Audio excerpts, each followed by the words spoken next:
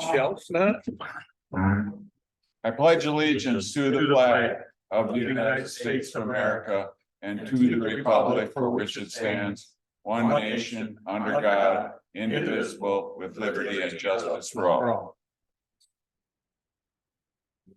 Okay, roll call. Secretary? Yeah, so actually, gonna come up here. Okay. Like the other secretary better. I just said. I did not know if Michelle, was going to be here this evening any, one way or another. I didn't get any. I think she went, well, She is in Iceland. She went to. Iceland. Yeah, she was with the, chamber group, so, Yep, yep. roll call, Chair Hilbert, Yes.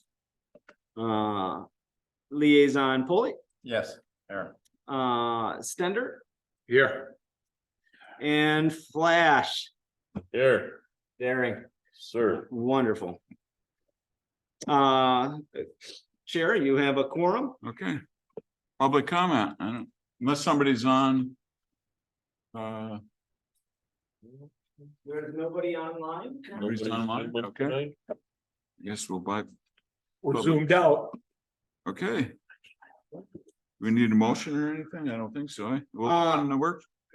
Just, well, yeah, just a motion to adopt the agenda as presented. Oh, motion to adopt the agenda. I'll Yes. make a motion. I second. John seconds, all in favor? Aye. Opposed, okay. Man. Okay, workshop. Yep. Recreational plan update. Okay, Eric, Sure. this evening, obviously, I think you all have met Eric, Mhm. Shemansky before, and Shemansky, right? Yep. Okay, with NEMCOG, he's been assisting, so I'm here as well, and tonight's just a good opportunity to start checking some boxes and making sure that our rec plans staying pointed in the right direction. So Eric, if you wanna. So I just wanted to start to see if you had any comments or corrections on the plan. I do have some here from Nathan that I'll incorporate to the plan. But I don't know if there's anything major that we can address right now as far as, I think he addressed some of it with the structure, so. You guys don't have a recreational board. But in the past, there was a recreational board, so I think he's addressed a lot of that. So I don't think there's anything else. Yeah, a lot of my corrections for this commission is a lot of language, simple things, but then also some updates. And I think honestly, it may be a good educational component, maybe to kind of go through some of them. That way you know kind of what's going on, because we don't have a rec committee. That was, as Eric stated, when the planning commission was formed quite some time ago. It actually had a recreation committee as a subcommittee. And as you see, I don't know if you probably got these 3 pages last week or the week prior. That is not our formation. Our formation, as I've known it in recent history, is simply just that on equal planes, being the planning commission and zoning board directly to the board of trustees. If a recreation committee, I think there is some merit.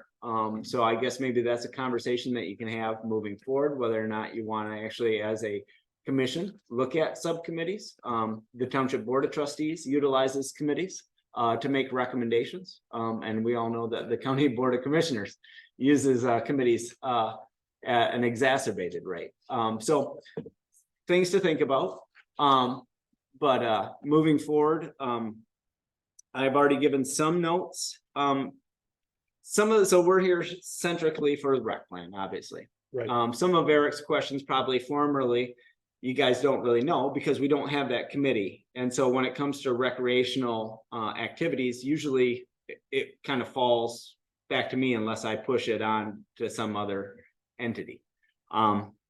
So I can give just a quick update of some of the things that have been discussed in terms of, especially on the non-motorized aspects that tie into rec plans. Are currently we have applied for MDNR rec passport grant for a missing piece of bypath, which is located on would be the east side of Ripley Boulevard between Grant Street and the old state police post at 23. That is, for whatever reason, in my entire life, been one missing segment of miles and miles of existing bypass. So we have early phase design in from Huron Engineering. We're looking like we're that notification in terms of funding allocations, I think is later this month, early November, that determination for this funding range is, but preemptively, we're in a scoring and a funded range. So that is one chunk of non-motorized activity that is hopefully going to be right to implementation coming into fiscal year 24. We're also utilizing another grant opportunity, and I don't know the acronym through MDOT for non-motorized grant monies. And that is honestly to look at the potentials of a larger scope of what does the infrastructure bypass on the end of third somehow tying back out to 32. We were not funded in the original allocations for state monies through actually Nico Tucker and NEMCOG to do a comprehensive traffic study. So we're looking at different opportunities there, but we still have one fighter left in that ring, so to speak, with the non-motorized component. As of the last conversations, a couple of the opportunities that are to be addressed and potentially expounded upon are the historic that was done in the comprehensive traffic study was 3rd Street to Tamarack out to 32. That failed historically on two faces. One, the landowners on the end of 3rd, and then also at that point in time, MDOT, it wasn't the straw that broke the proverbial back of that camel, but the misalignment of Tamarack and Walter was an issue. MDOT has changed their position wholeheartedly and is in support of any bypass and at any location coming out onto 32, they will sponsor. And so one of the now new conversations in regards to that is the potentials of actually, instead of putting the burden right immediately onto Tamarack, is to continue westwardly to, there's a parcel that follows the rails to trails conversion out to an alignment with Lake Winya Road. Really? So one of two landowners are in support and the other one is far from supportive. But nonetheless, Mr. Braggy, the manager of the road commission, has had that conversation with both landowners. Yeah. And that would actually alleviate additional traffic concerns and congestion between Tamarack and Walmart, because the intersection at Walmart, Meyer, and on 32 has the absolute highest traffic count in all of northeastern Michigan and most of northern Michigan. Oh my. It's grown exponentially and it's condensed in that little spot. So as long as if we could look at it in a different light and expand that further west, that alleviates that compiling of motorized vehicles. So getting back to the wreck, we have another skin in that game to see what the non-motorized in those corridors would look like for engineering and preliminary design. So that's outgoing. There's been conversation of continuing on the non-motorized bypass potentials for expansion, are continuing it from where it currently stops on 23 North at Princeton and 23 in front of Alpena Alcona Credit Union, which is the municipal boundary, and continuing that along the west corridor of 23 past Professor Baker to what is now the rails to trails conversion, to not only tie in non-motorized within an existing, including the city's bypass system, they're all intertwined, but now actually having the capacity to connect it to thousands of miles of motorized and non-motorized capacity is definitely something that's it's on the horizon. So these are some of the, getting to what Eric's point is, what are our objectives? What are our goals? We can define some projects and some direction, but still be obtuse about it. You know, here's something that we're interested in. Here's some detail to it, but the more concise and direct that you are, you create kind of a windfall scenario unless you're ready to really move that direction. It's talk about it, define it, and set a realistic date of, you know, baseline data points of positive direction. I think I kind of, that would probably be in terms of the recreational bypass aspects. Those are things that are all on the radar. The costs therein, of the potentials on the 23 end of it. We could actually levy special assessment on all business owners along that corridor. That just those individual businesses and parcels would have economics cost in that potential. We would be obviously a cost share potential. So we can look at that several different ways. Not that it always has to be self-funded or solely grant funded. We could levy for bypass, you can levy special assessment districts on. Really? Yeah. Yeah, there's more than just road improvements for special assessments, and I think we've had success utilizing special assessments. And I think when we could look at what that would do for those businesses, especially on the 23 North corridor, that's a lot of potential foot traffic. And then having that opportunity to tie into the rails to trails, that trail system goes all the way to the Mackinac Bridge, to the west side of the state, connectivity. And then goes from there too. It goes out of state, out of country to that matter. So it's an opportunity that, you know, maybe that's you know, a 5 to 10 year thought process. Because it definitely is not going to happen in 1 to 3. But setting some goals. What are our objectives? How can we improve? You know, getting away from bypass. What do we have for land values, and what are those values for recreational opportunities? We really are fairly limited in terms of township held properties. Our largest and most important are the 133 acres of the Misery Bay Nature Preserve on Misery Bay Road. We do have one, and I saw it actually in the 1997 edition of the rec plan. It kind of fell through a crack. It's not that it's a great opportunity, but it affords water access, and that is at Weiss Bridge on the Narrows. The parking lot there is actually a 3-pronged approach. It's township owns a sliver of it, the road commission owns a bit of it, and then it's private. So we actually have ingress and egress for water-based activities. That being said, expanding that, part of the conversation that has been ongoing for the past 2 years is with Huron Pines and the road commission as to ascertaining easements and or property holdings into conservation easements or township owned from Weiss Bridge Road. Well, it's just Weiss Road right after the bridge on the right hand side. You actually have now canoeing activities and non-motorized paddle sport activities on which is properly called Devil's Lake. I live upon it. It's just Long Lake Creek is really all that it is, that flows all the way to Lake Huron.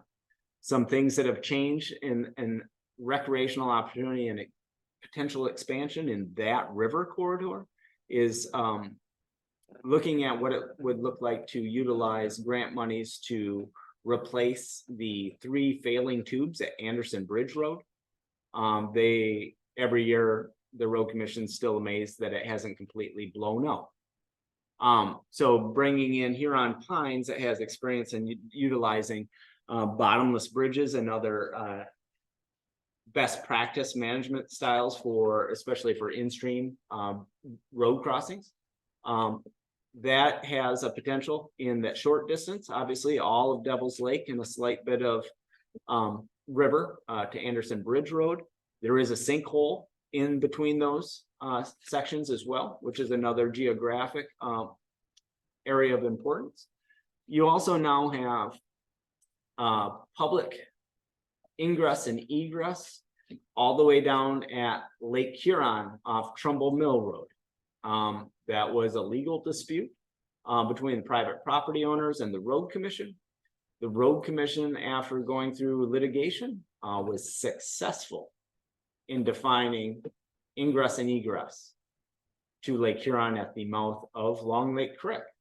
So expanding that potential objective would be, further down the road, you would actually have the opportunity to really float from just shy of 23 all the way to Lake Huron and have public access.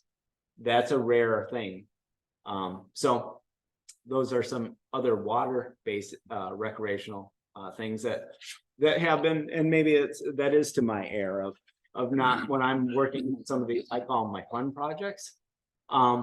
It happens so slow that sometimes I forget to tell the people around me that they're even happening. So those conversations are active. But that's how, what do we have? What's our inventory? What have we done? How can we improve it? And what is our end goal? What is that end objective? That's kind of how we have to look at all these recreational opportunities. We have some things, we don't have some other things.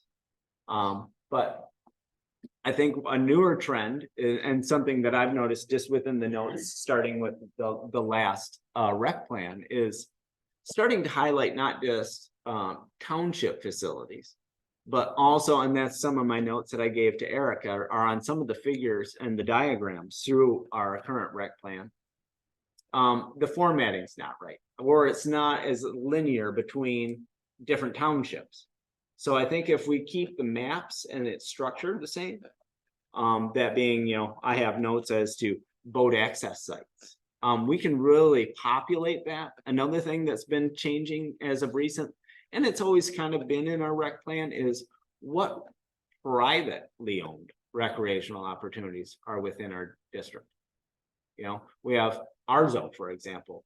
We have the City Golf Club. They've historically been in those rec plans, but we can identify them because they inherently have a recreational opportunity.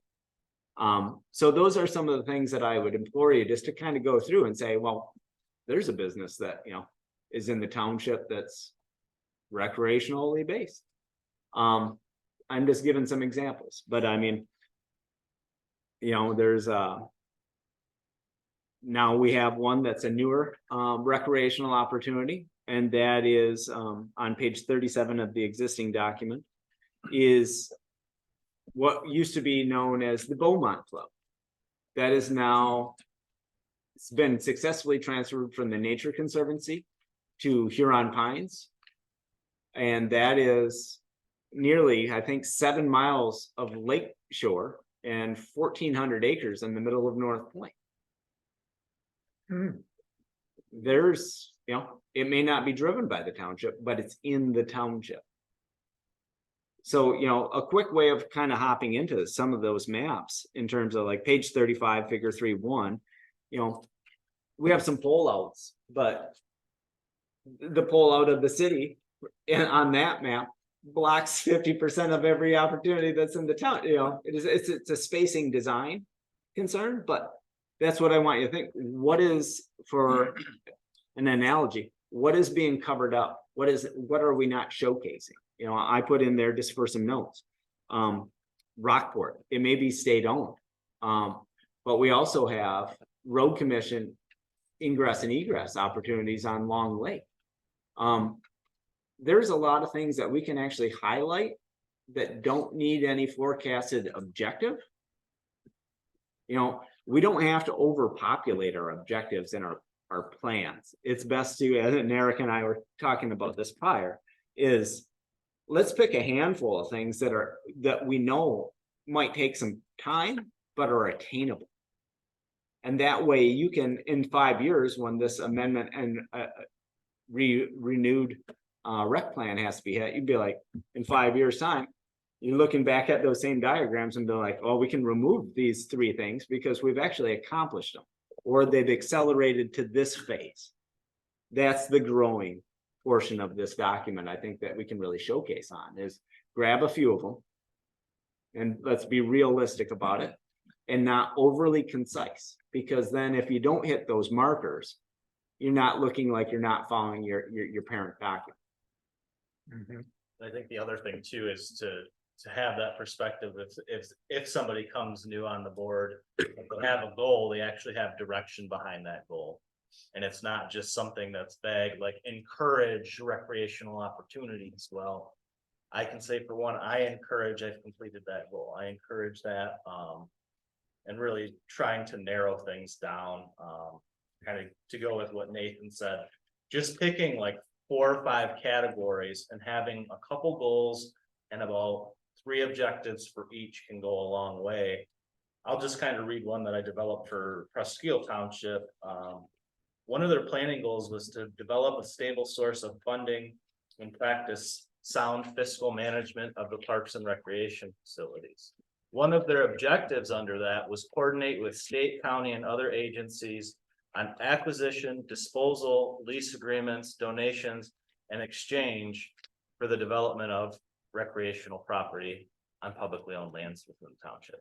So that gives you some direction with an overall vague goal of like, you know, maybe we do have this property, maybe it's great to talk to Huron Pines, and maybe it's an exchange, maybe it's, like he said, talking about lake access, maybe it's a donation to the township. And I think having that in there too kind of opens things up where people would feel more comfortable, you know, doing a life lease agreement or doing a donation, because you're transparent that, you know, there's not much for a kayak launch on Long Just Lake. knowing we have some of this stuff that I didn't even know we had. Yeah, or we can do a better job of inventory, and that's a piece of low hanging fruit. You know, simply just looking at the map with your institutional knowledge of our area, be like, what about this? Because when you look at in this joint rec plan, I think one of the biggest, and it's by no means is it a failure, but there's inconsistencies in format between municipalities. What do you mean format? When you look at, if you have it before you, you can look into the rec plan and let's see, actually I might be able to There's one there. share my, yeah, I mean, so this was 335, that was. So, and it's just easier to show you because Yeah, I could just share my town. So here's simply on page 3-38 or 3-35. It's one and the same. So you see the layout. Here's your key. It really is only showcasing in red diamonds township held properties, okay, which is great. But then we can define the key a little bit better. And that's why I'm saying when you go a few pages Okay. down to green, it's green actually in Wilson. Gave me I'm like, why aren't we doing what they're doing? Because they're defining MDNR, like I put on a list that I already gave to Eric. Devil's Lake, you know, we define trails, but we Right. don't define access points. You know, Norway Ridge is 95% within our township. That has off-road cycling capacity that's really unrivaled. mhm, You know, we could eventually, whenever MDNR gets to it, prior to COVID, MDNR, and we hosted, presented our community with the master plan of Rockport State Park. Not just a day use, a state park. I don't know if it was COVID that just kind of took it right completely off the agenda. I actually have the plans and the site layout in my office. But they're looking at expanding to RV camping, a full on state park campground. After 4 years of development, and we hosting a meeting with the upper echelons of Lansing all the way down to us bumpkins. I unfortunately had to tell them that we don't have a water and sewer main that goes all the way to Rockport. 4 years of planning in Lansing. Didn't Yeah. know that they had water and sewer not available. oh, really? Yeah. So, but where does that stand? You know, there's a lot of part of their master plan for that state park is the purchase and the ascertaining Middle Island. So I mean, once again, another island that falls in the township. I've been working with the Bureau of Land Management to ascertain the remaining 131 acres of Thunder Bay Island for 7 years. And I'm thinking, I've said this before, but I think we're getting close. Yeah, it's been 3 years since I said it, so I think that we're getting there. But then what does it look? Those are some ascertainable and some achievable goals. You know, what is our objective? You know, and then you can define some objectives. Our goal is in this exercise is to showcase and to strengthen our ability for recreational opportunities for all of our constituents. So what do we have? And that's where I would say just simply go through those maps. You want to pull out things quick. You know, look at the other townships. I can make copies of my notes that I've already given to Eric. That way, if you're like, I don't really understand what you're kind of talking about, I'll let you see my own little notes and you can be like, okay, page 35 of it. Okay. He's like, why not? Because we have renamed our nature preserve. It's Misery Bay Nature Preserve. So there's an update. We have a steward group. They do, and we actually have a partnership with Huron Pines to maintain invasive species. And so that has the opportunity to be developed a little bit more. And what does that look like? What's achievable? The bypass, that's, you want to slam dunk. There's one, you can say, hopefully in 24-25, objective and our goal is to fulfill a missing link of 0.3 miles of bypass that connect the city's entirety and then back to the city and then the township bypass all the way that goes down to Island Drive. Another step and a goal would be hopefully once the engineering comes through and it makes a little bit more viable sense is a phased approach of a continuation of expansion. That South Bay corridor has really been pushing up for years. I think we got them to a point where it's a realistic thought process and its phased approach. And that is to go from Island Drive to North Partridge Point. It gets everybody the access from the residents because the historic viewpoint of that is they wanted to have a park on the corner of South Partridge Point and 23. Wasn't supported by any municipal entity, MDOT, the road commission, or us as board of trustees for fairly decent reason. We've now phased it back and it's making more sense and they're kind of on board that what does it look like if the goal was to get access to the residents on Partridge Point and they're riding bikes. If we get to North Partridge Point, we still capture all those same people. And you don't have the environmental footprint.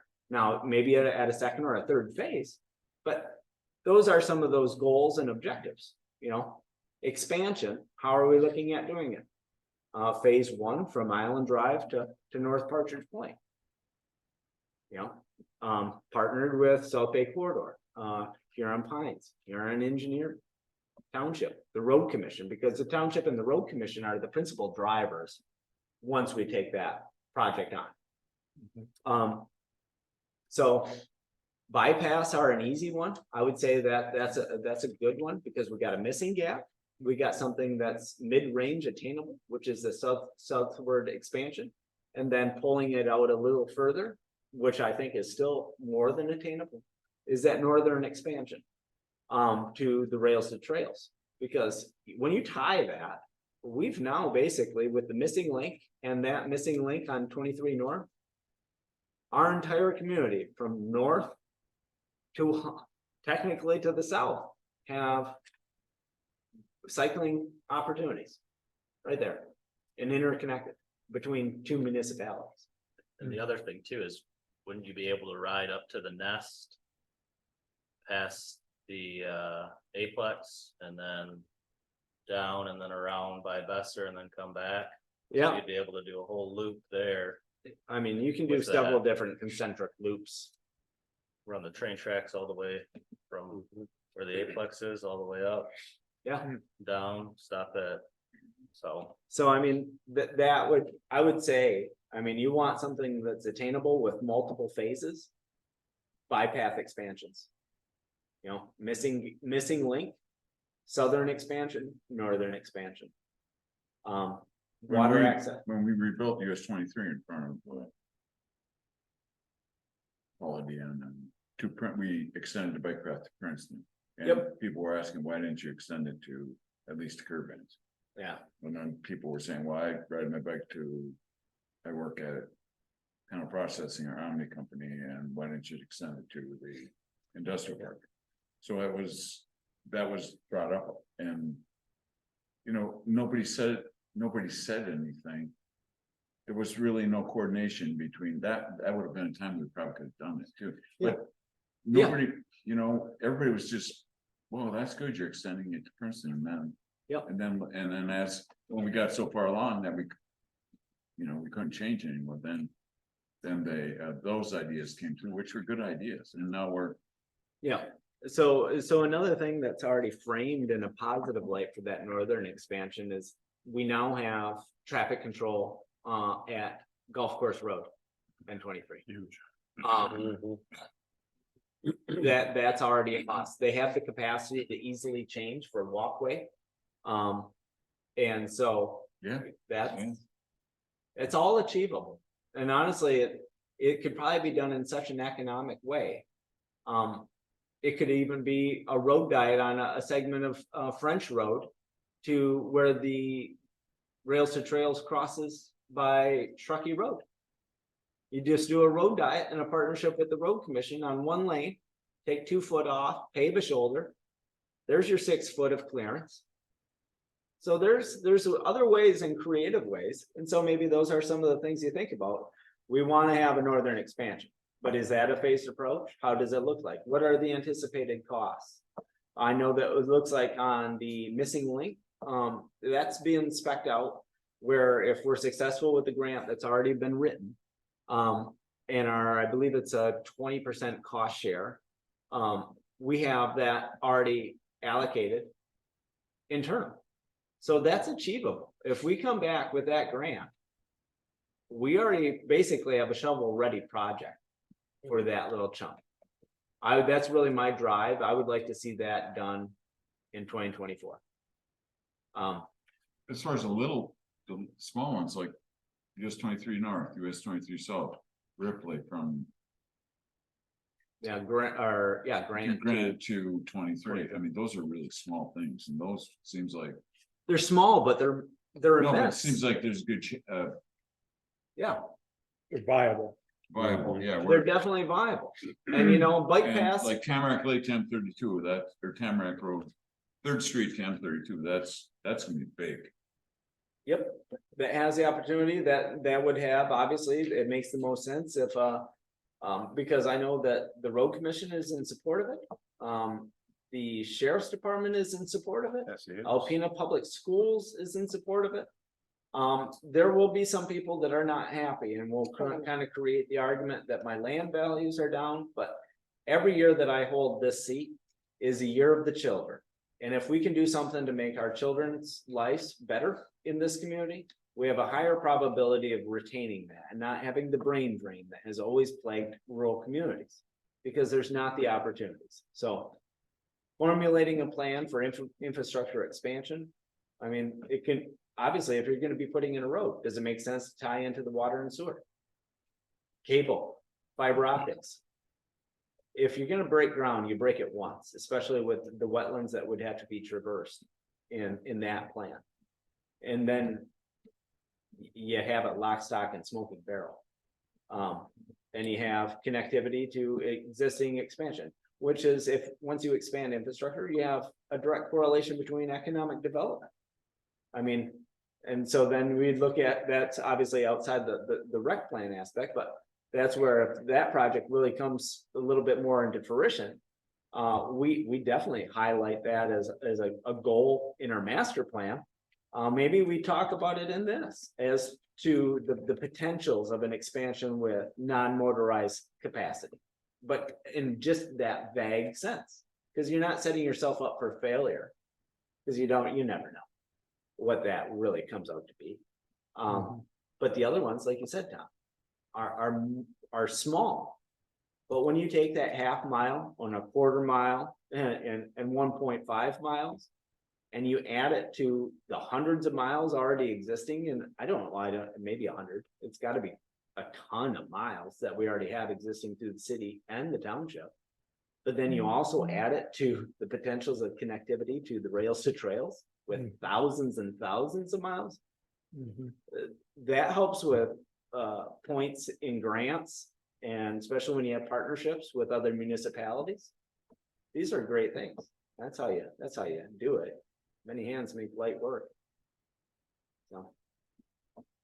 That's my ramble. I think there's a lot of opportunity to define. We can go through those lists.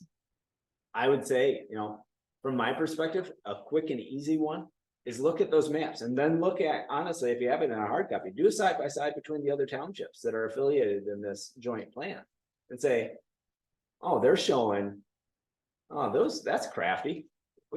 It doesn't have to be just us. So I think we need to look at what that key is and maybe expound on it and highlight every recreational, public and private. I mean, am I off key on that? No, so actually I've done that with a lot of the other communities I've worked with. The private side of thing is I always leave it up to the community because I don't, you don't want to play that favoritism thing. This only comes out every 5 years. So if you open your business next year and you're running kayaks, you won't be in there. Until the next plan comes around. But I do try and highlight, so like for Presqu'île, I try and highlight their state facilities just because they don't have that many. So it is, I mean, I do a whole blurb about like, hey, Presqu'île Harbor. Here's a paragraph and a half. Western Natural Area, Rockport State Park. And then you kind of break it down into inland access sites. Where are those? Lake Huron access sites, and then just other public recreation, such as NOAA and private and semi-private, which you can probably go on forever with private and semi-private. I've ran into ones that I'm like, well, you want it in there, I'll put it in there, but like the Parker House or the Portage Deli Store. Which they have the reasons, and I understand, because there is a private recreational component to it. So but we have, Long Lake Park, it's county, but it's in our township. There's things that we can highlight, and that's why I'm saying, look at those discrepancies. And that's what I really did. I looked at what we had, and then I'm like, okay, we're missing some symbols in our key. We're missing some things that we can do. And then when we have an overlay in everybody that's in this joint plan, we got to do a little bit better job on the layout, because when you have a pull out of the city proper and you place it and hover it right over the township, how are you going to highlight any of our stuff when you're looking at a whole? So, I mean, there's some formatting that we can improve upon. Technologies have changed immensely. So I noticed today I spent quite a bit of the afternoon going over the survey that was done and some of these questions and how they were answered. All the things you're talking about. Yeah. Just what they're asking. Yeah. I mean, it's just, you could just almost boom, boom. It's all the things that people are looking for. We have them. We're keeping them hid. We want everybody to know about it right now. So we got to bring those out, and it's information system. yeah, we got our partners, like Denise through the US 23 Heritage Route. We have the water pathways. I mean, water, Blue Water Pathway, isn't that what the handle is? Blue Water Pathway? Blue Ways, yeah. US 23 Blue Ways. Can't remember its handle. So, think about land-based. Think about water-based. I mean, we got the nature preserve. We have Thunder Bay Island. We now have the middle of North Point. We have a golden triangle of connectivity by land and water. Principally water in that regard. I've never seen anybody drive to Thunder Bay Island, but I might be the first. A little water. But there's opportunities that are right there. So that's, I think, the exercises. What are some of these things? We just talked about some attainable ones. And then break out a phased approach of how are we going to hit that objective in those goals. Well, the other thing too, to kind of touch on, I mean, I think you touched on a lot of like action items, but like just general goals. So for some plans I've done, like I said, I'll break it down into planning, maintenance and future improvements, active transportation, economic growth and tourism, and then I'll have a couple goals. So one of them, and since you guys don't have a parks board, it would be maintain an active planning commission, maintain an active rec plan, annually review the capital improvements and identify anything that's over $5,000. You know, make sure that's in there, work with your maintenance person, and when he gives you a list, say, okay, yeah, I love all this stuff that's on there, but did we think about this, or did we think about adding this? And then if you're doing other plans and other projects that are site specific, like you have a vacant piece of land, you know, you identify appropriate methods. Yeah. To do, whether it's a survey and a tax bill. You guys have been at it long enough that you know what gets resolved. And then, Speaking of vacant land, that's always been one in our historic rec plan is the 40 acres that we hold out on West Long Lake Road. To be honest with that, given the considerations of stipulations that are upon that property being a former dump. It makes probably the most sense, because it's been actually tried to be utilized for recreational opportunity. To an environmental detriment of not only the property, but I mean, it's a mess out there. I spent 2 years going out there and there's vagabonds. I never get the opportunity to use that word. It just came to me. Where is this? See, I've been on, Yep. you know, So, this is, we haven't really gotten involved in, planning commission hasn't really gotten involved in the rec plan. and so And I've been here that's- 13 years, so. And so is that a failure? Well, I don't know. Or should I don't we know. really, I mean, I think that it has. And that's fine. I don't think it's a bad idea, because I I think like it- all these ideas. Yeah. And these are, being I a would- former AMDOT guy, these are good, Yeah. these are sellable projects. These aren't some. You know, build They're a pipe bike dreams. path from here to Sheboygan along US 23 or Yeah. some, you know, just.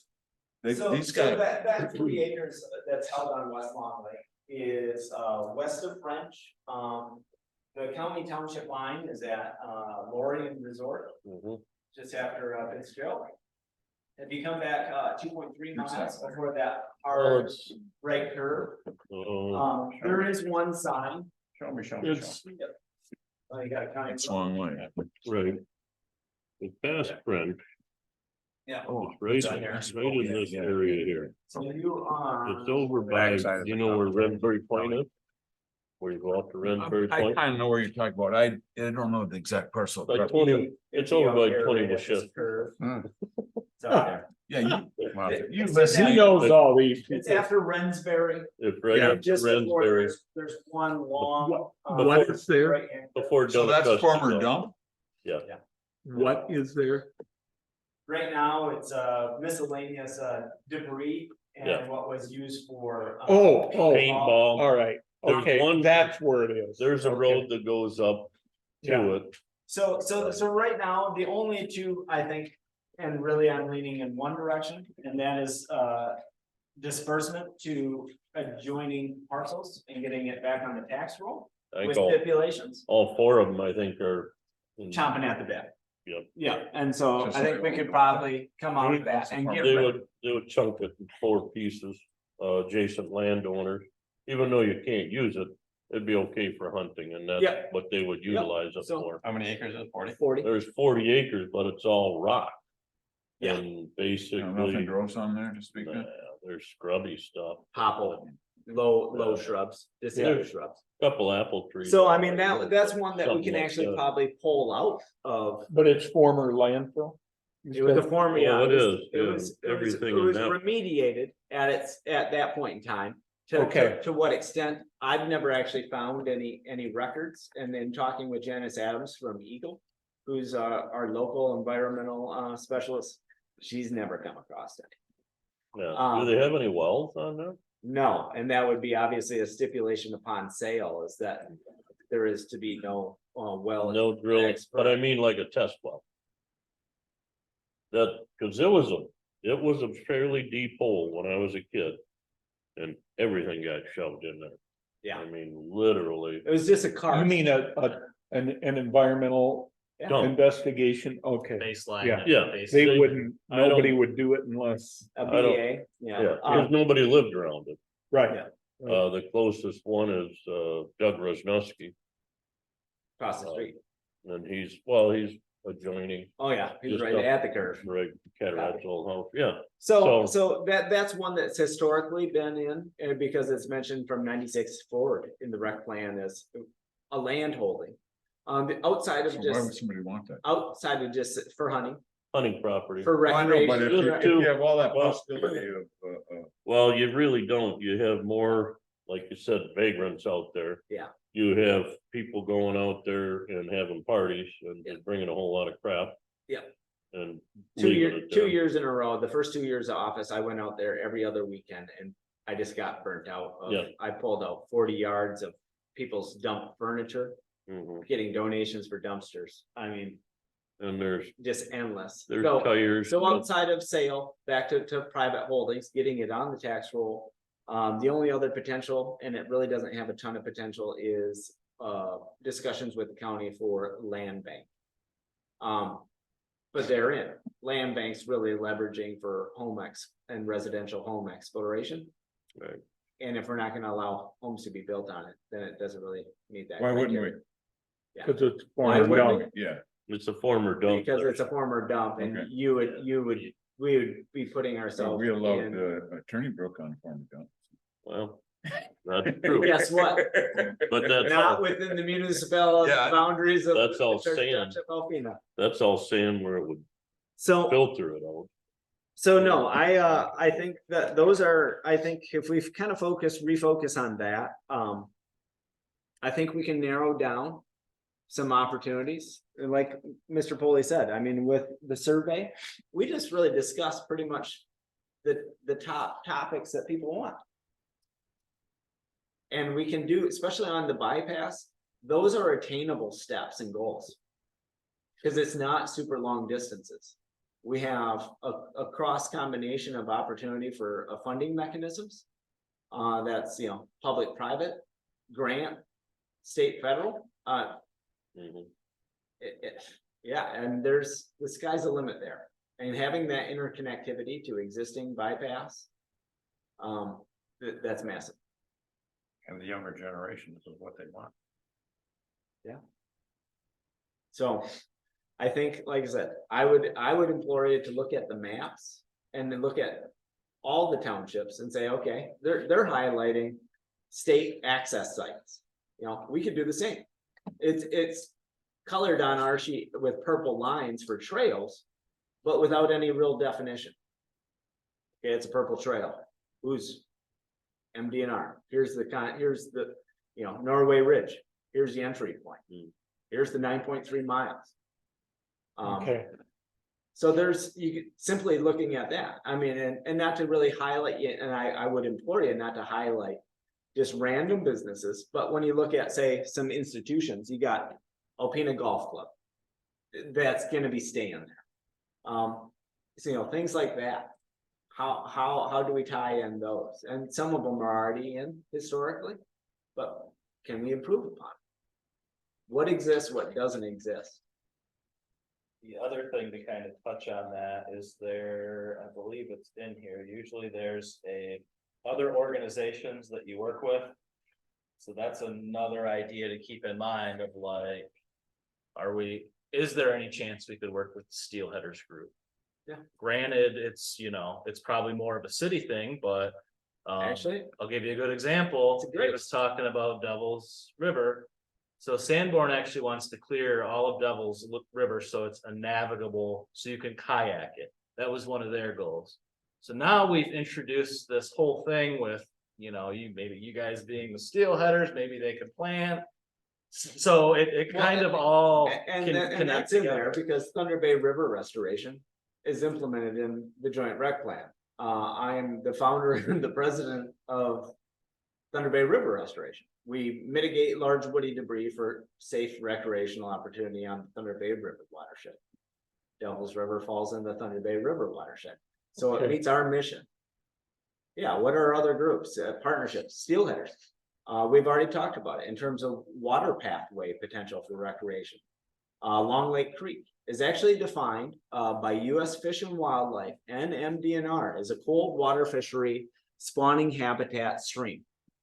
So any stream, like say, another one north of here would be the Swan River in Rogers City.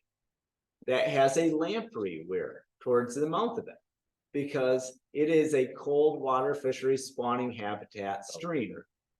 That opens up money. If they could ever define that sturgeon have ever spawned in that stream, Oh, I'm sure they have. I'm sure they have too, the Coaster Brook Trout. You start tying some pieces together, you're leveraging monies. And so that's, how do we, by staying this document current, which is our mission as a planning commission and a township, affords us the ability to leverage MDNR monies. That's one of its biggest strongholds. Besides, how are we gonna grow recreation? It's the fun version of the master plan. The master plan gets into the weeds. This is, who likes to do what in this community? What are those opportunities? And how can we improve them? And what are our goals to those improvements?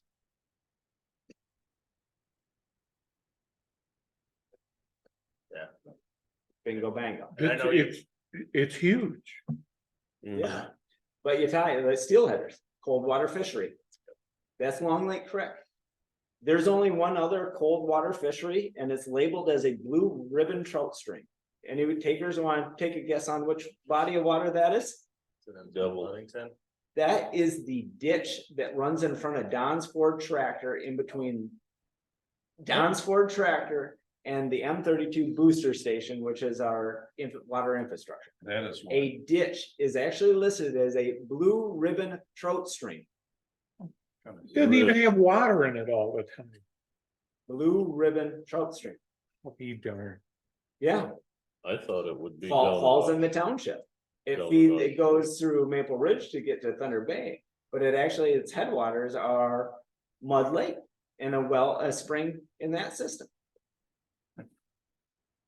So it's knowing our partners, NEMCOG, Huron Pines, Thunder Bay River Restoration, the Steelheaders, Toots, Zonta, the Lions Club, service organizations. Yeah. Cause you have the potential for in-kind match and exploration of other projects. I mean, those are things that you just strengthen, but you want it, so you can get that, you can go crazy on that. But like I said, when you're looking at what are attainable projects, what's in there? What doesn't need to be in there, clean it up. The 40 acres, I say get it on the tax roll. Because So whose decision is that? Just the board's? I would take that to the board. Yeah. Yeah, I mean. We own it. I We mean, own why it. would we, I mean, what, Has no value, Yeah. has no inherent value because we've explored the opportunities recreationally. And in the 7 years that I've been here, that has not been a positive since I've been here. Actually, the people that were the last the group to misuse it, called me and with a straight face said, they're gonna start using it again. And I said, I'll let you use it when you clean up every single piece of junk that you left on there 9 years ago. That's rotting in place. And it was like, oh, is it that bad? You haven't been there in 9 years. Yeah, it's bad. Yeah, and there's people, kids, they party. And so that's an easy one to pull out. But what are your opinion? I mean, I'm not a member of the planning commission. I'm trying to verbalize the fact that there have been a lot of conversation. These are, like I said, my fun projects. And they happen in my world so incrementally slow that sometimes I forget to remind people what's on that horizon. And so I can improve on that. You're not an asset, but you're some information that we need. You have a hell of a lot better handle on it than I do. So, And that's why, honestly, I think that there is some merit in looking at this in this context. That maybe we need to have a rec committee. 2 members of the planning commission, myself and another member of the board of trustees, and that way you have that continuity. And maybe 1 member from general public, just to kind of keep it fresh. And to say, hey, that way when we come 5 years and a few months from now, this committee is like, here are our recommendations. See, I don't remember even being involved. No, I would, And this then would have you- been 2 times, I should have been involved 2 times in this, then this has been the third. And I don't remember ever being involved at all. And what's the rec plan? Rec plan. Rec plan was, yeah, we did it, but we didn't have much say in it. Yeah. No, and I mean, I came in that when it was first in, it was right pretty much into my first full year, because this was 2017. And that was at which point in time, you know, trying to be a good steward and a community member and partner with our other municipalities, took the ideology out of the intergovernmental group and said, look, we can all start doing this together. The reason that we have a joint rec plan is because Charter Township of Alpena stepped out of line 3 years early to break our 5-year sequencing, to have more people and more skin in this game, because it makes the most sense. But, so it's a good overlay to do this jointly. But we can highlight ourselves better. Because I went through this, and like I said, if you want, I can make copies of my notes for you as well. And these are just on these 3 pages, language issues, but that way you can at least see, you know, because schools are in there. We have 2 schools in our district. We have Thunder Bay Junior High and we have Hanks Elementary. Not a lot of people even know that. Junior high actually tried to annex along with the city to the city. Not Sunset. Though. Nope, Sunset's on the wrong side of the road. Yeah. That's the city on Hobbs Drive. PA 51 monies stop at the median, the dotted line along Hobbs Drive and Bagley, Okay. South Bagley. Found out, you know, random fun facts.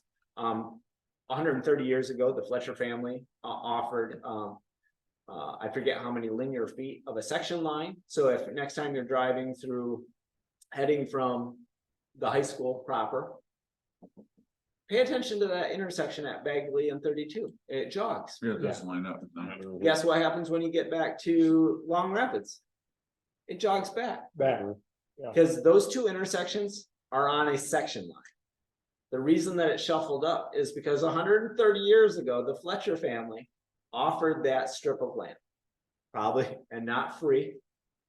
They're savvy for a reason. I'm sure they got something that was 4 times more valuable.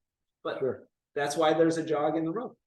Because 130 years ago, they traded it. But recreational opportunities, and we can improve. Here's another thing that we've already done on existing bypass, because of some of my notes aren't state-owned bypass. They're actually owned by us. They're within state right away. But we just all 10 benches, technically there were 11. One was so rotten when we were getting it blasted and powder coated, it just disintegrated. So we're down to 10 benches, but we've already made that. We just had them all painted and improved. Boom. That's a beautification recreational opportunity. That's a low piece of hanging fruit. So maintain and improve the 32 and the seating capacity. That's some things that those are those low pieces of hanging fruit that 5 years from now be like, what did we do? Oh, check that. Just keep it simple and linear. What are attainable goals? And I think between bypass and waterway potentials, those are a couple massive ones, especially with the marine sanctuary and what's going on with the blue ways and the potential connectivity between Thunder Bay Island, North Point, and Misery Bay by water. There's potential. And so part of Eric would be like, we as a township, should we also explore purchasing or attaining additional property for expanded recreational opportunity? Yeah. Something that we have to give consideration to. Well, that goes back to my goal, like. You can exchange it if you can accept a donation, if you can dispose of it, like you said, the 40 acres. Yeah. Like, that's a great example of a goal, because maybe you don't sell it off, maybe you do an exchange with the county. Yeah. Maybe, and it also helps too, in some aspects, like for Presqu'île, I have a couple of Huron Pines properties listed under their inventory, but I indicate it's not township inventory. And the reason I did that when I talked with them is for the possibility of a pass-through. So Huron Pines manages it, it's a nature preserve. What if they wanna put signage up, that's signage and a picnic table and a little park area? Where are they gonna get the money? That way, the township may wanna be involved and do a pass-through where the grant would pass through them. They could do signage of, arborist signage of like, this is what this tree looks like, and this is what this looks like.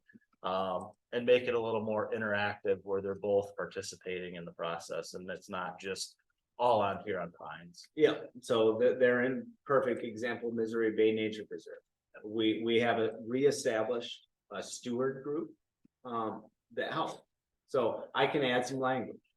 But if you never attended it or went out there, you may not even know where it exists. But it actually hosts the most environmentally sensitive area between there and the new Huron Pines North Point Beaumont property. There are 3 defined fens that are bar none the most environmentally sensitive areas in all of the Great Lakes Basin. Ends. It's a soil condition, a saturated soil condition. It's a coastal plain that harbors only select indigenous and rare species. Okay, Yeah, I mean, I'm not even scratching the fen definition. But we have them in our township. huh, And they are, I mean, you may want to talk about how sensitive Squaw Bay, Birdsong Bay. Well, she was a squaw, and that was her name was Birdsong. And here we are today, Chief Mishikuis's daughter. That's who that story and that's how the name came from. Yeah. Hmm. Anyways, we have, and so that's kind of what I told the lifelong learners. How do you promote something without loving it to death? And that's kind of always that tipping point. And we are gonna touch upon it here. We're highlighting our abilities to promote recreational opportunities, but we can strengthen it through the steward group, through our partnerships of how do we define it utilizing best management practices.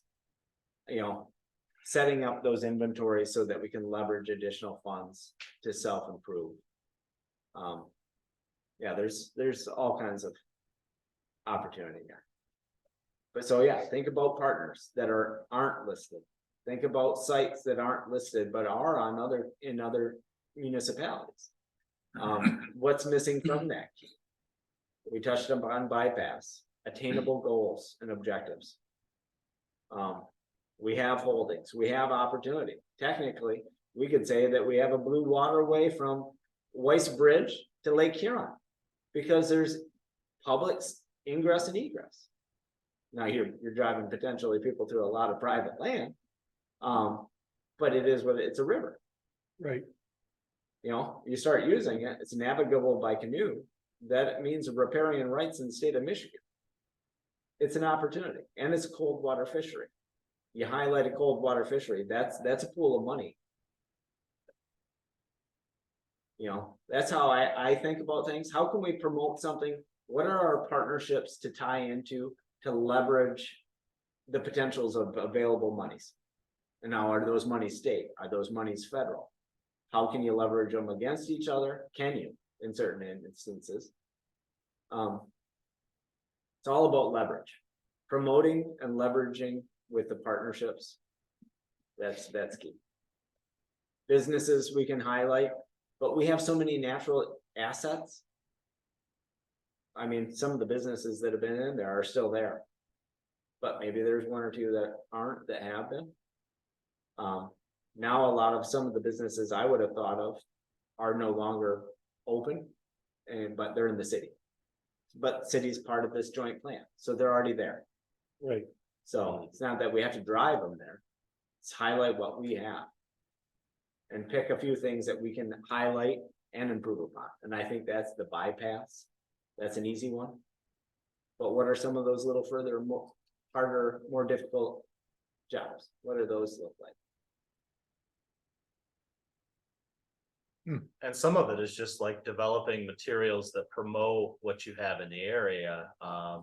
So both when I worked with Green and Presqu'île Township, Green really wanted to highlight, like, we have Manning Hill.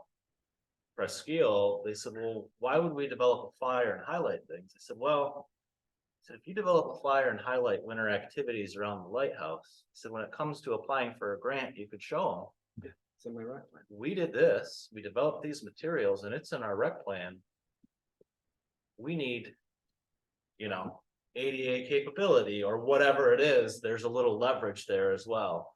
So I think that's the other thing that gets difficult and you have to be very creative with how you advertise things, whether it's a foldable flyer, or you name it.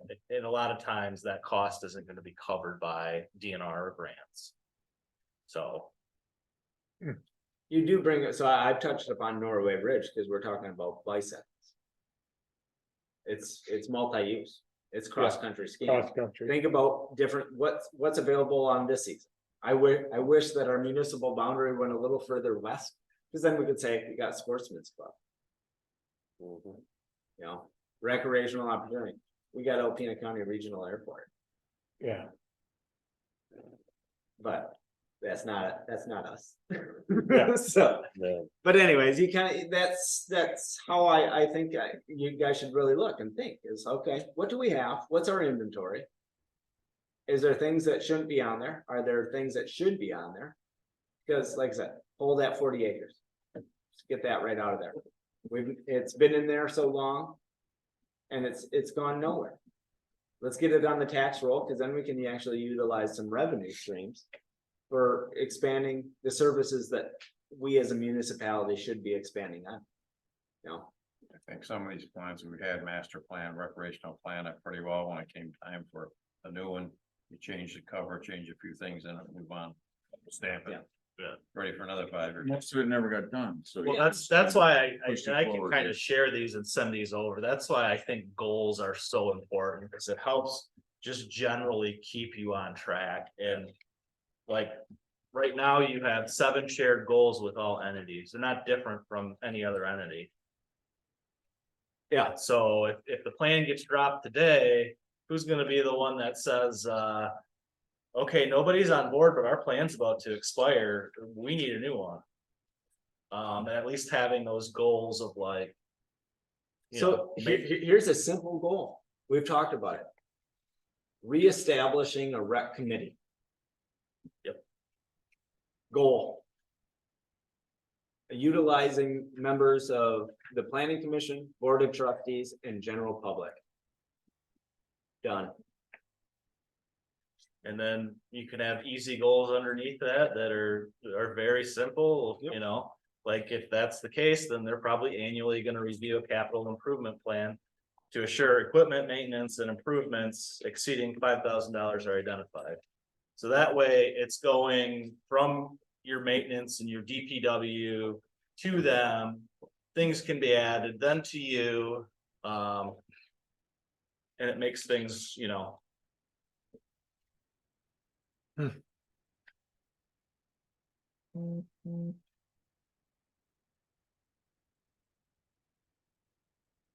You won, I won. you won. With your phone roll. Oh. That's of course. And I also think it gives direction. I've been in the position where you get on a board and you're reviewing one of these plans. You know, and I'll never forget, one of the goals was the rural character. And this person, all it says was, you know, to maintain the rural character. And I had somebody on the board explaining to me that they want the alpine design and architecture, and I'm like, but it doesn't. That's not rural. That's not what the goal, like, so when you have a little bit more direction, you can, you know, what does the rural character mean? Is it support, you know, the natural environment and protection, or is it the history side of things, you know, making sure that all your historic places are acknowledged on a national level? So.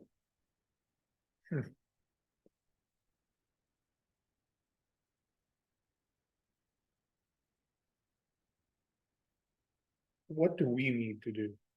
Put all that into Word. Basically. But how do we do that? Yeah. No, and I Do got, you have this as a template or anything? yeah, I got it laid out right here. Okay, I but see that. It's all gonna change, like he said, this goal is maintain an active. Oh, is that for us?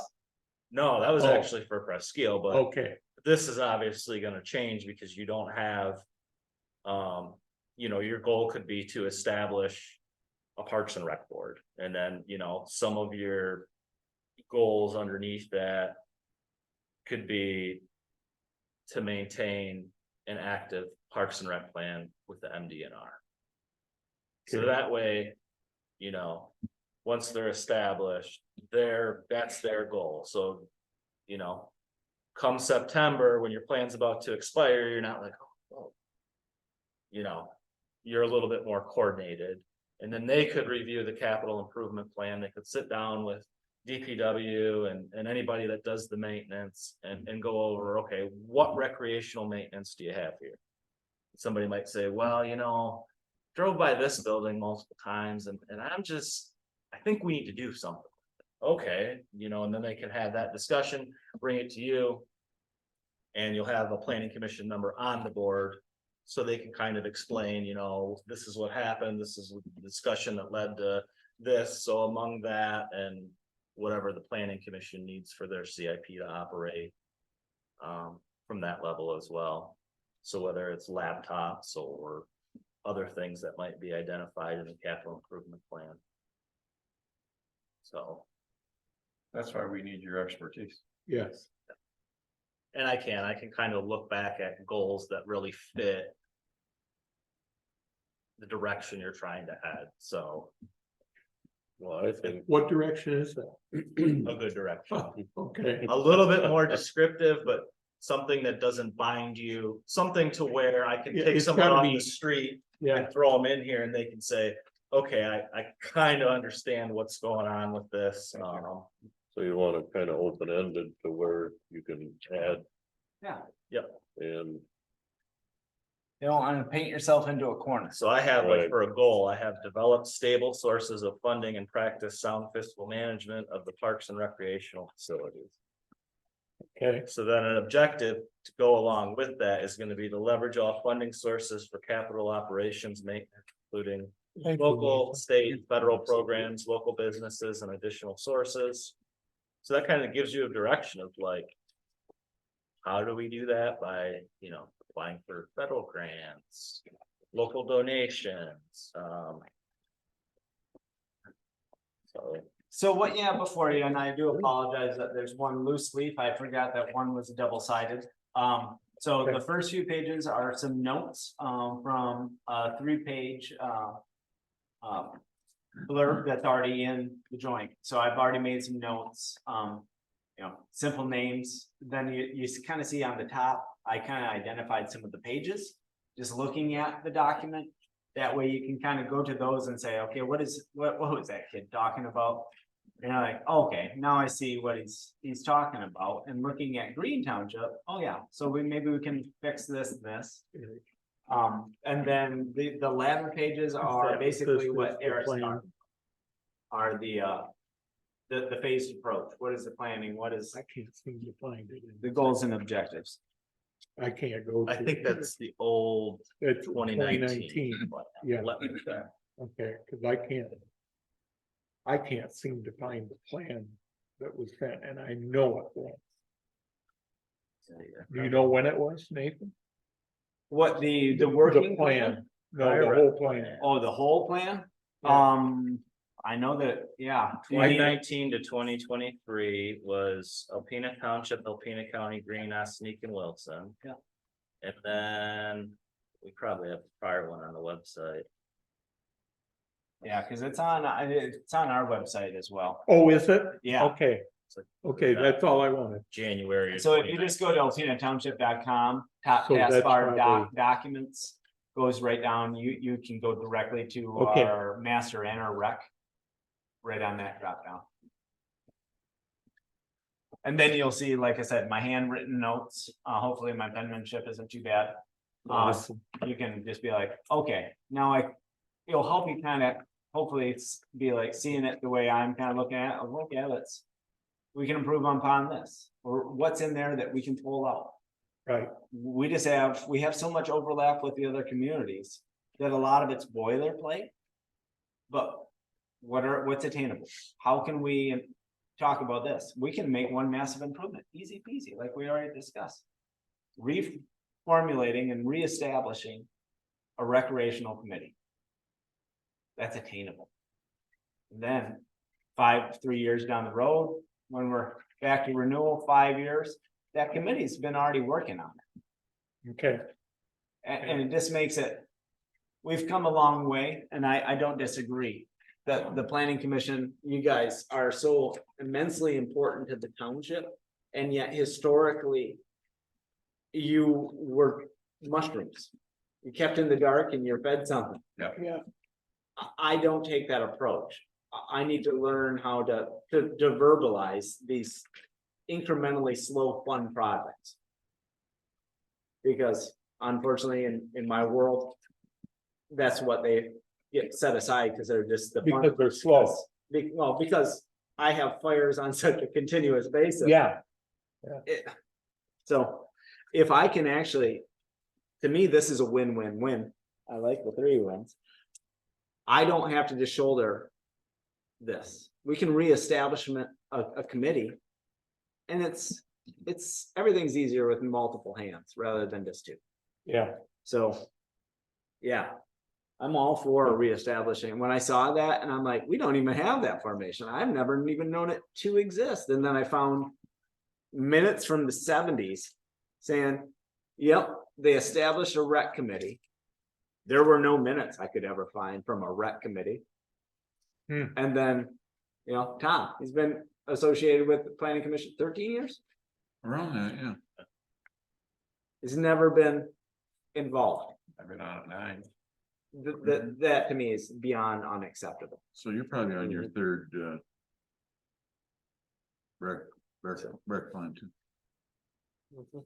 Yeah, So- that's actually established through the Michigan Planning Enabling Act, the recreational authority or a recreational board. Yep. So So we that you should can have. establish it, yep, or that we can do, you Yeah. can, yeah. yeah, So your recommendation to the board of trustees. We have a recommendation to reestablish. I'll serve as, So do we do that right now? yeah, you can. Okay. I mean, don't- I yeah. would, this is a workshop, this isn't for Yeah. conducting business, but now that we've broached this.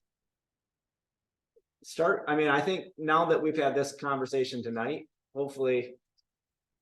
What was missing in terms of what's the heck's happening. Hopefully I've infused that and say, okay, so moving forward. Which members of the planning commission, what does that rec committee, what does the structure look like? What are the goals and objectives of that committee? And its goals and objectives are to reiterate the rec plan. To improve and foster more and, whatever verbiage we want to so choose to use. Enhance our recreational opportunities. And, it could be a 5-person committee, could be a 7-person committee. 5's not too bad. You do 2 from the planning commission, 2 from board of trustees. I'll serve. Cause I'm ex officio on everything anyways. Might as well sit on that one. That would be my fun committee. I've been longing for. Well, the other thing is it just really streamlines stuff. So like with Presqu'île with theirs, they reviewed all the background chapters and then held a joint meeting with the planning commission to review the goals. They're done. Versus if it's just the planning commission, you're reviewing all the background chapters. Sorry, you got 3 public meetings and a special land use and a this and that. You know what I'm saying? So it does take a little bit off your plate and there's better communication. yeah, Then you have a So- rec committee that has done all the legwork. They give a recommendation to the planning commission. The planning commission finalizes those recommendations. And then does exactly what the committee did to this commission. Hand it to the board of trustees for finalization. it's, Well, like the first time you were here, we were just like, what the hell's what the going on? hell's going on? Oh, yeah, Yeah. yeah. Yeah, And I was sat in on 2 or 3 Zoom things with Denise for the recreation. Yeah. Planning, and I was lost.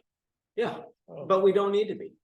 I Yeah. mean, I think we can sit down, and I think we can just start aligning and have a lot of this heavy lift done before this next cycle comes up. mhm. And honestly, enhance every aspect of it, because now you have a smaller group that is all they're focused on. And the nice thing too is even if you do quarterly meetings, you'll find that those quarterly meetings streamline everything. So then it's not like it's coming to you and, because you already have a representative, if you have a representative there, it's coming to you and they know. You know, we just talked about this 2 weeks ago and It's fresh on the Yep. topic. we'll pick Mhm. back up in a month and a half with our Yeah. quarterly meetings and. And instead of me working with engineering and funding and mechanisms, I can say, hey. Here's 4 different grant potentials, Michigan Trust Fund. And we can say, okay, which one of our objectives can we use this funding mechanism for? And then that committee actually does the legwork on grants. That also frees up, I mean, Mhm. Because, So- you know, he brings up a good point, like Misery Bay is a great example. Do you go Michigan Natural Trust Fund grant or do you go Land Water Conservation Fund? yeah, I can tell you what's out there. I think it's a Land Water Conservation Fund. Yeah. So, Why? I would say in that, well, I mean, that's up to you on how you want to develop. I it, know, but- I'm not being but- critical, I No, just, no, but, in that case, it has to deal with more of conservation of land and water. Where if you were gonna do like a playground and Yeah. amphitheater, you might wanna go with the Michigan, Natural Resource Trust Fund. And then the nice thing is if you're on this board, all you would need is like a paragraph of the about me, like this is what this grant is. This is what this grant is. This is a SHPO, this is. You state go on and historic on. preservation. I mean, Okay. we're already, yeah, I mean, there's all kinds of things, yeah. okay, Lighthouse Restoration Yeah. Fund, Transportation Enhancement Program. Transportation Alternative Program, Yeah, NOAA, anything through NOAA. and then we can start, this is I'm excited about reestablishing it. This is an easy piece of low hanging fruit that helps the whole process. And then even in the interim, you know, if we're meeting quarterly or bi-monthly, whatever the case may be, it's not a burden to any of the members because it's not monthly. mhm. But you're attuned to what's going on. And especially then getting affixed on funding cycles and grant cycles. You can be like, okay, which one of our objectives does this one cross paths with? And then that committee can actually start the process of environmental or engineering review. You know.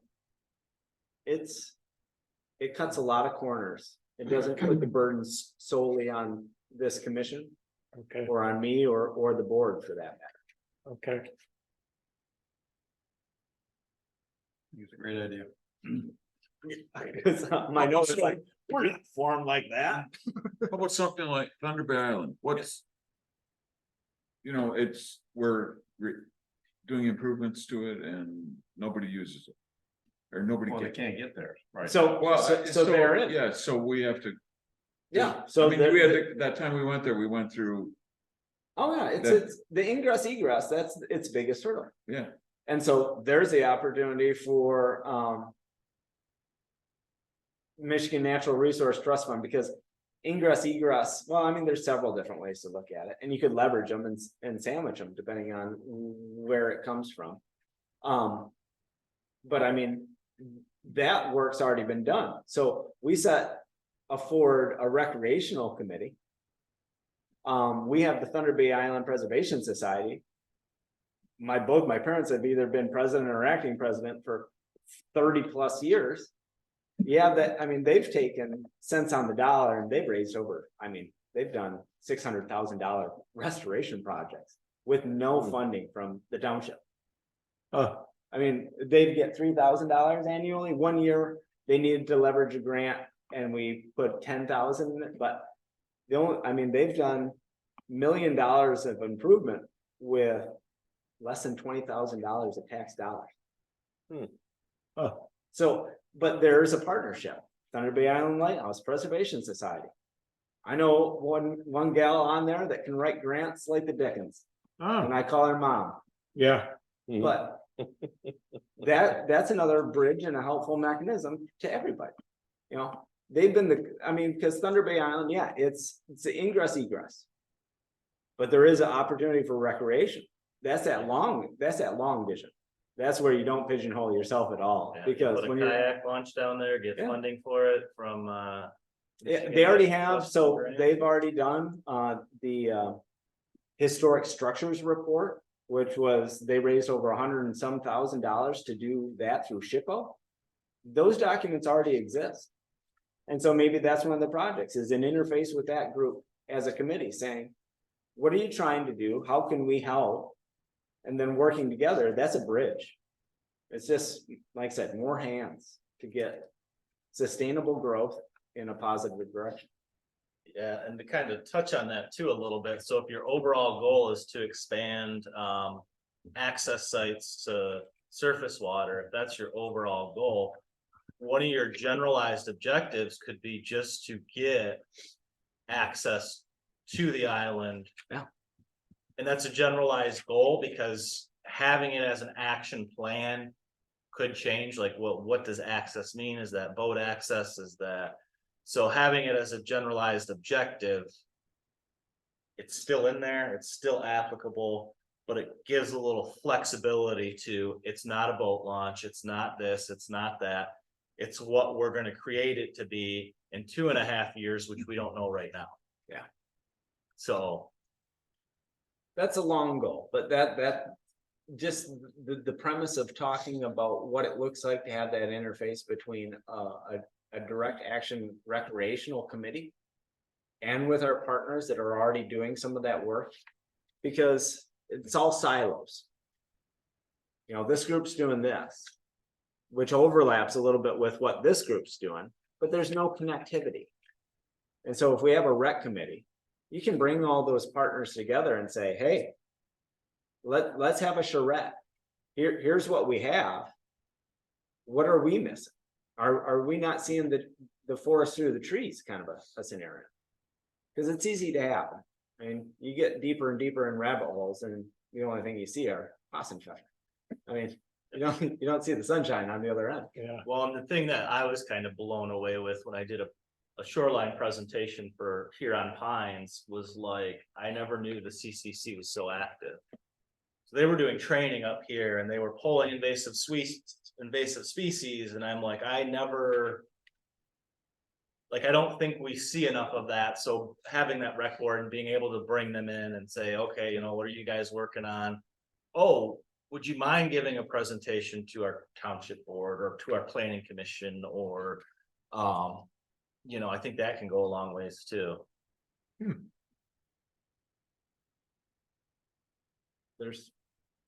We can improve massively. And so that's So what do we do to move forward? So now, so I guess taking this conversation, what are those goals? Some non-motorized bypass, expansion projects, Right, and evening, guys.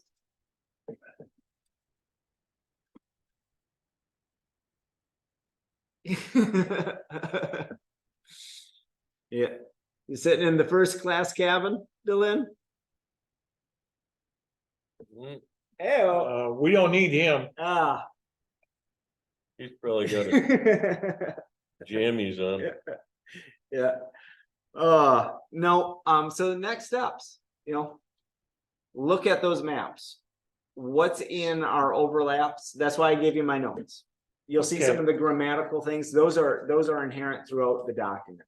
Yeah, And some of my notes on that first page are some directed right to pages and either deficiencies or changes of names.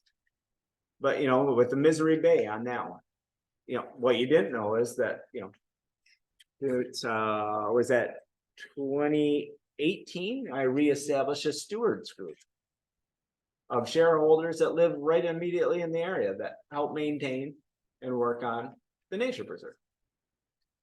Right. We utilized an Eagle Scout that did his Eagle Scout project, building a kiosk and benches Yep. on the trail system. I remember that. We're currently utilizing the comparable to a Girl Scout from an Eagle Scout. I don't know I can't remember. Yeah. Yeah, I don't know. Anyways, she's gonna be working on a project. Talking about invasive trees and environmental impacts in terms of global warming. The fact, species that were never found here are starting to get a stronghold because of the winter conditions being weakened. So.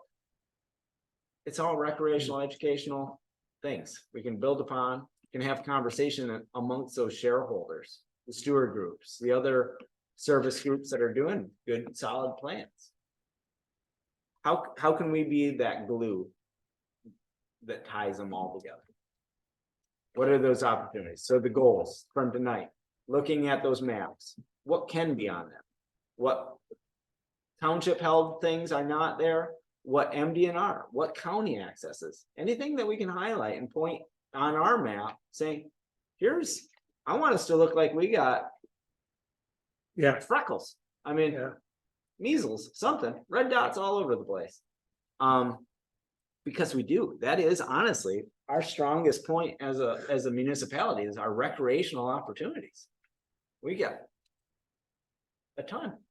mhm, So the goals, easy one. Maybe in the next meeting, I can help with Tom and we'll push forward what it looks like to reinvigorate a rec committee. What is that definition? 6 times a year. 2 members or 3 members from this commission. Couple members from the board. However it looks. Get some general public. Start having some open houses saying, hey. Whitetail hunters, what are the recreational opportunities Rough Grouse Society, are you doing any projects in the area? Wild Turkey Federation. There's endless opportunities to make affiliations and leverage each other's strengths. And usually those strengths come affiliated with decimal points and zeros. So. You're gonna have to change something real quick. You mentioned something that come up next month. We got their season the 15th, our meeting now. That's on 13th. Wednesday. Yeah. And our meeting is on the 13th. And I won't be available for that meeting. We want to consider rescheduling it. or- Reschedule or wait till next month, whatever we decide. Yeah. Cause we're gonna meet the 9th. Yeah, I was gonna say, everybody got that email from Denise Yeah. For the 9th. for I the did not 9th get it. down When at. did it come? in us. I sent Lynn an email this evening, just before this meeting, that tomorrow morning she'll re-forward that email. It's Is that the one you're talking about? November 9th, Osneek Township, Nicholson Hill Road. Yeah, This is the joint collaborative effort for the of rec. everybody. Yep. Yeah. So I'm actually gonna try to attend that as well. I got that down. It's at night. Yeah, 6 PM if my memory serves. Yeah, I'm pretty sure. Yeah, I think Dennis tried to confuse everybody, said see you at 7, but right below it says 6 PM, Nicholson Hill Road. So define some simple goals. We already crossed that. Committee, bypass gaps, things that are attainable, maybe one thing that's downstream, and you just simply say, improve access to Thunder Bay Island. Yeah, And keep it vague. Do you improve overall access sites, and then under that, you could identify specifically Thunder Bay Island, or specifically this one or that one that we don't know how things are gonna unfold. Weiss Road would be good. Yeah, What? Weiss Road. yeah. Yep, we so that'd be another one to. It's already a township holding. It's water access. Yep. For motorized and non-motorized boat traffic. I think you'd get a lot of, And full-size pickup trucks. I learned that when I was in high school. There you have it. Well, it was dry in 1998, Where's that? just passing school. Yeah. To the right, Oh, opposite of the south entrance to Dutchess. there's a little, There. oh, narrow bridge. Yeah. So there's some food for thought. I guess, my objective tonight is to kind of inform a little bit better and say, okay, this is kind of how we should be looking. Eric's spot on. Let's take some of those things. And we've just now defined achievable goals. That's how you gotta think about it. Don't be so concise and strict that as soon as you get off track, you're SOL. Don't paint yourself in the back corner, you know. Undersell, overperform. That's a rec plan. But we can showcase, we can do a better job showcase. And that's why I say, look at those maps. Identify those opportunities, identify things that shouldn't be on or things that we're not, just from everybody's perspective. Are we missing anything? If so, what is it? Or like we talked about that 40, let's pull it right out of there. It's been in there for decades. And that just makes us, in terms of a rec plan, it makes us look incompetent. Because it just stays there stagnant, but it's not atypical. It's pretty normal because these are the documents that shouldn't be garnering dust on a shelf, the master plan and the rec plan. So that's my goal for you guys is let's think about what the definition of that rec committee looks like. Work on that. We can infuse that, reestablish. That's a goal. We'll have that attained in a few months versus 5 years downstream. And how much work, more positive work can a committee do? That's the interface between the planning commission, the board of trustees, and all the other shareholders. You know, recreational opportunity almost came to fruition this year, but the ice was bad. I worked on getting the ice national motocross race on Long Lake. Put that together in 18 days. And it was 70 the day. And it was the day before, it was 70 degrees, and they're just like, we're looking at having 1,400 people on the ice. Yeah. And we're losing an inch like every 7.5 hours. Oh, And that So was the they only thing, canceled it in the 13th hour. the only thing you couldn't plan for was Michigan winter weather. yeah. So, but that's forecasted. I mean, there's a recreational opportunity, winter activity. Think about it seasonally. It's too easy in our brains as we're in the fog of summer, trying to remember that in a few more weeks, we're going to be seeing snowflakes. What are the seasonal components? Because when I think recreation, sometimes I get in a pigeonhole of what do I do in the summertime? Yeah, exactly. But you Bike got riding and skiing, stuff you like know, you have snowmobiling, ATV trails. What that. what are those interfaces? Yep. So, no, that's it. I don't. So it's more than, it's not just this then. This So is- no, I'm gonna look to develop goals like. Right now, because Denise wants to try and get it finished up this week, but I'll do a list of goals. That are similar to that format, that other format that you have in Yeah. front of you. Okay. So just as you're So working on them, You can expect something from you then. Yep. Yeah. And then if you can think of anything, so my thought is to Well, do. there's things like, you know, we're talking about the Plaza Pool is just a. Yeah. A money pit, you know, there's things like that going on, that, it's not in the township, but no, is Aplex in the township? no. Okay. No, and that's where the Plaza Pool is supposed to Well, move to. But But so, that's a good, but yeah, and that's just something think good for about our it. community, yeah. Oh, yeah, it's positive. To me, I represent this municipality, but municipal lines are, Yeah, Yeah, you're Visible. still representing the region. because we don't want a pool and they have a pool and. you but know, before we go into barely thinking about one other together, municipalities, preface what's within our district Yeah, first. yeah, okay. That way, because you can go down, easily, we need a new pool, And you know. But, But we don't need to. yeah, I found documentation that all the way up until, I believe it was 2007, the township was in a cost share program for Michikiwas Ice Arena. In the 90s and early 2000s. Why couldn't we actually look and reestablish that? Because when I was a kid, I remember my parents dropping me off at that outside ice rink. Mhm. Here's $5 for some hot chocolate and whatever candy. I'll pick you up either with See you- frostbite we'll see in you 4 Sunday. hours. This Yeah. was Friday and they said, we'll see you Sunday night. Yeah. Yeah, When we kids were still kids and you Yeah. either got a blue ribbon or you didn't get any ribbon at all. So, Yeah. And they had the so same thing at McRae too, I guess years ago. you guys have portions of the Nest, the Northeast State Trail, or is that the city? I just seen that there somewhere. The question, think the we reason do. I asked that is because when I visited the Nest in Millersburg, they actually have a spot for an ice rink in Overflow Park. Yeah. So that's right along the state trail. You can ride your snowmobiles if you got kids, put your ice skates in the back, go ice skate for a couple hours, come back.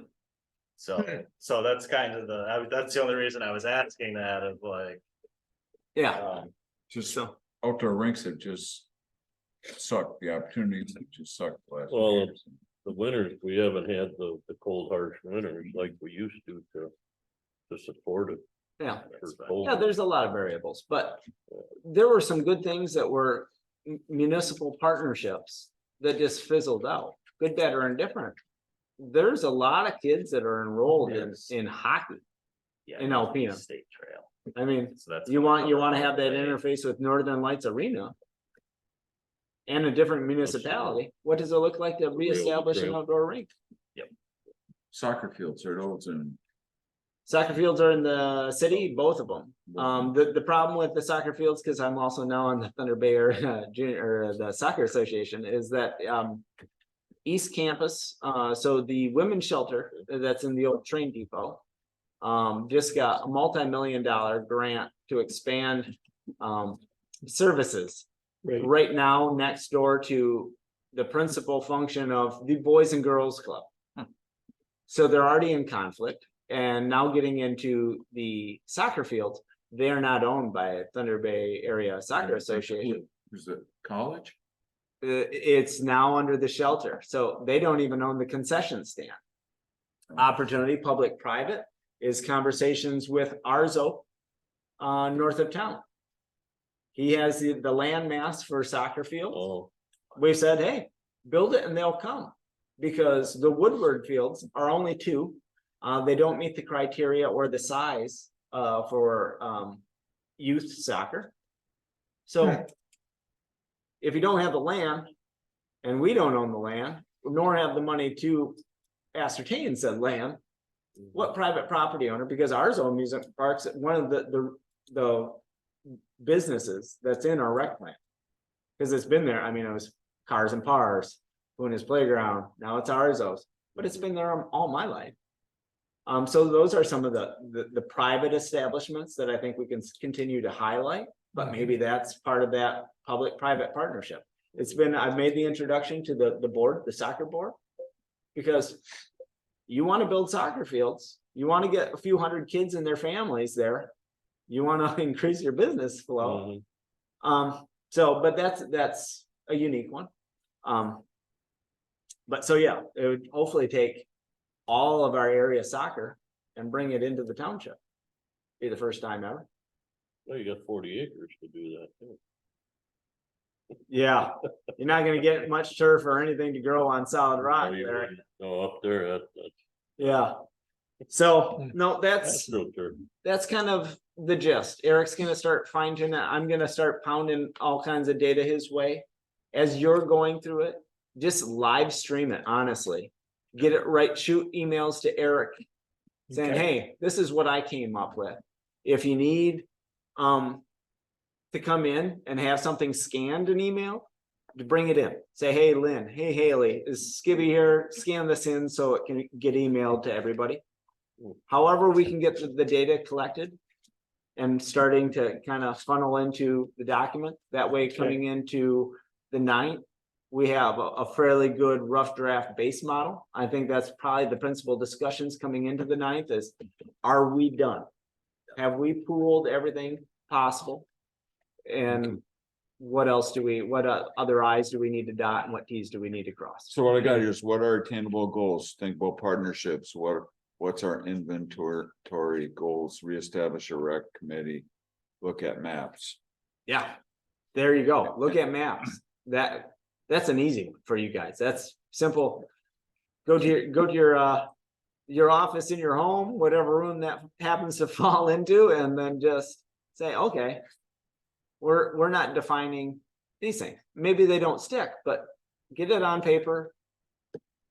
So Because you're gonna there's- add all this stuff, excuse me, Nathan, you're adding all this stuff to our. Yes, so That a we lot went, of, you know, the Third Street, to Tamarack, yep, non-motorized, US 23 South, US 23 North. Yep. Okay, and some of that was, I see was already mentioned, Yeah, you know, action Yeah. plan, yep. but I think some of this stuff has just hung around for years and nothing's ever happened.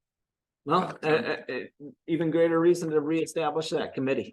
And then this 1,400 acre Get- Alpena Charter Township, oh, not the nature preserve, I was thinking about this, that other one on North Point. North Point, That's, It don't matter to me. the former Beaumont. yeah, the only thing, one thing I was wondering, and this was a comment someone made to me, is that we have all this, lakeshore.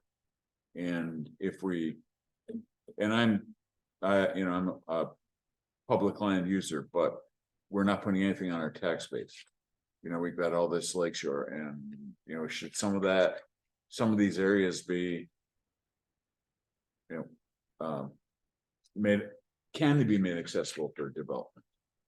I think that's. You know, one- that's just something that, you know, that's, I think- somebody mentioned that to me and that they had a good point. Yeah, I think those are the conversations that spawn out of this process, and then going into the master plan.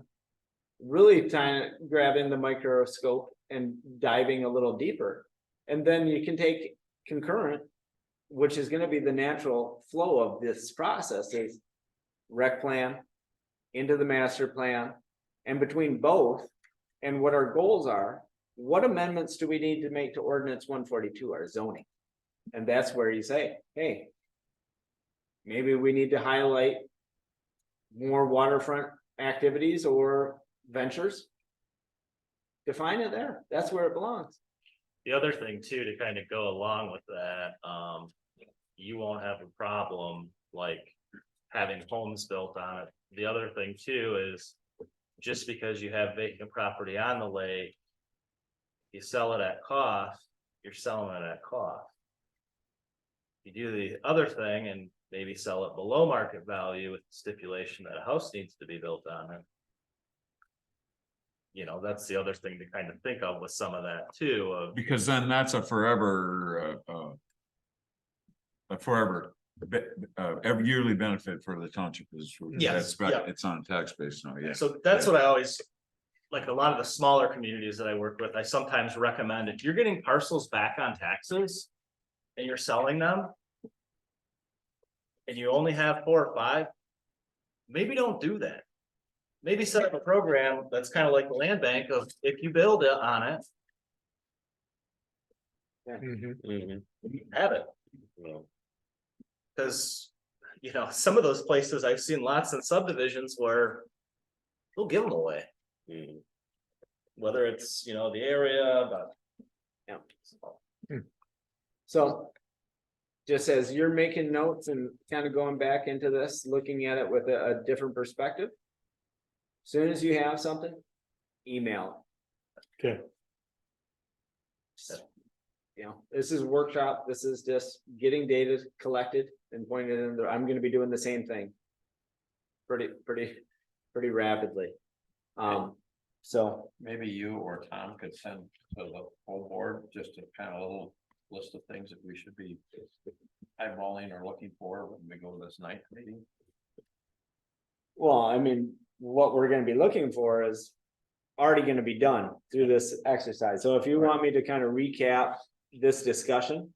I think between Eric and I, we can say, hey, this is the framework of what our discussion was. Now, looking at the categorizations of the planning and those tiers and how it could be broken out. What are those phases? What does that look like? Yeah. And like I said, just always think about it of. Undersell and overachieve. Because.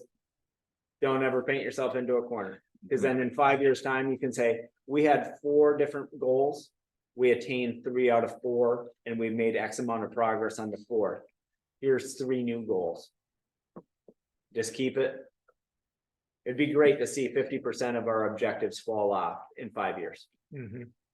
Well, and the hard part with the action program that you guys have set forth, I would consider maintaining the bike path more of an objective under a goal versus an action program. Oh, yeah. I'd consider, so I'll even rewrite this and I'll kind of do it of like active transportation, so it'll have all your MDOT stuff.